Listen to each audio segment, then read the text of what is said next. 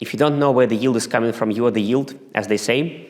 In crypto, because there are, like if you look at RBA gives you sustainable yield like corporate bonds, right? Because companies are working, they're generating revenue, whatever, there is some distribution, there are some yields being paid, and that is somewhat regardless of the market cycle. Of course, the price of the bond can vary, but the yield usually is based on the coupon.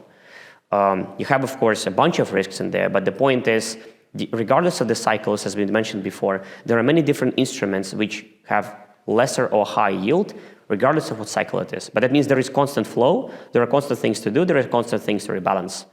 With crypto, it's a very cyclical market. Coin go up, many users, everybody happy.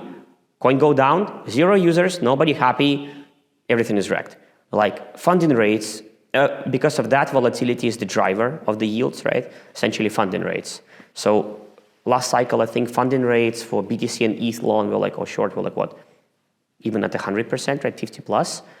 On centralized exchanges in the past few months, it was about 5, 10. So it's a huge collapse. Usually they should be about 10% plus, 20, right, 30, good range.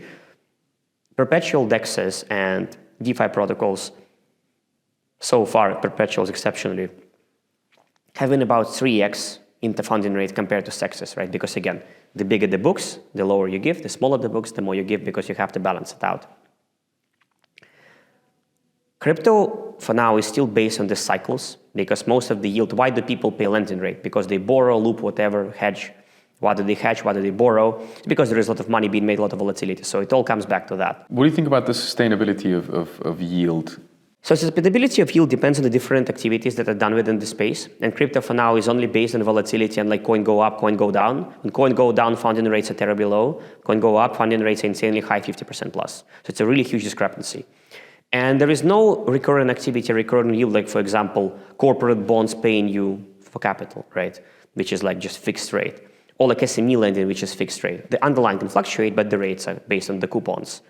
Crypto doesn't have that, right? So it is fully based on up, down, up, down. So when it's down, yields are ass, really bad. When it's up, yields are insane. Entire TradFi wants to put their mothers into crypto and like deposit everything they have and take bank loans like they have before. I'm not sure how exactly crypto will get to the point of having sustainable revenues, because for yields to be sustainable, you need to have revenues, right? There needs to be sustainable businesses to an extent, because if you only base it on volatility, all of the yields will slowly collapse, right? Nobody's buying options out of the normal price range anymore. The yields are lower, everything is lower, activity is lower. So it's again cyclical.